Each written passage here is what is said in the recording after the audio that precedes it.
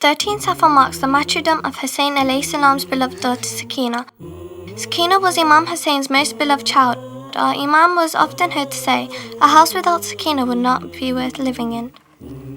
Sakina was said only to be 4 years old when she embraced martyrdom in the prisons of Damascus.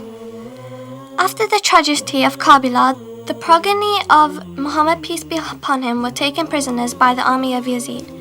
They were paraded across different cities before being brought to Damascus, where they were eventually imprisoned. The Barbarians were part of this evil army.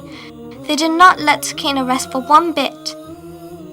Shimet Lanatullah had taken her earrings out of her ears forcefully, and when Sakina tried to cry for her father and uncle, she was beaten and asked to be quiet. Facing such a hardship at such a tender age is awful in the entire history of humanity. Like every 4 and 5-year-old child, Sakina was afraid of the dark, yet her barbaric prisoners kept her in the dark dungeon. Sakina had been badly wounded in Karbala and during the journey from Kufa to Damascus. Some historians say that due to her constant crying and weeping for her father, she was tied to the back of a camel for long periods of time during the journey, which severely injured her. Her clothes had also been burnt a little, as in the tent caught fire. Surely the pain of grief by this noble lady is unfathomable. One such night in the dungeon of Damascus, Sakina suddenly woke up crying and started to look for her father in every direction. Bibi Zainab Salamullah tried to console her, but she continued crying and said, "Oh my dear aunt, where is my father? A few minutes ago I was with my father and he kissed me and he said to me that my dear Sakina, you'll soon be with me. But where is my father now?" As Sakina narrated her dream, all the ladies in the prison cell started to cry.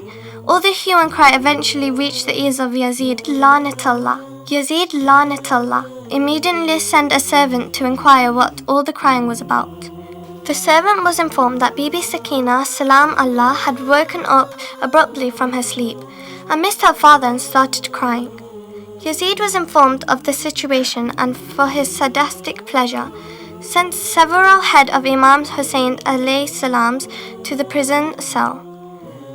On seeing the head of her great father Bibi Sakina Salam Allah, she started crying even more. She kissed the head and held it really tight and asked her father, "Who cut off my father's head? Who mutilated my father? Why are we held captive?" With these words of sorrow, suddenly Bibi Sakina Salamullah was quiet and there was a silence in the cell.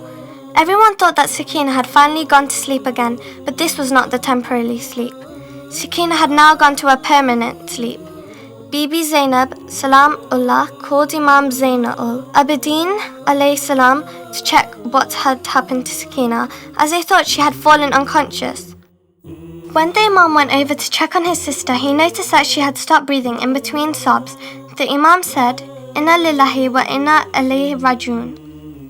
She was buried in the same prison cell. She was too buried without a coffin. May God's curse be on the enemies of Ahlul Bayt alayhi salam. Ameen.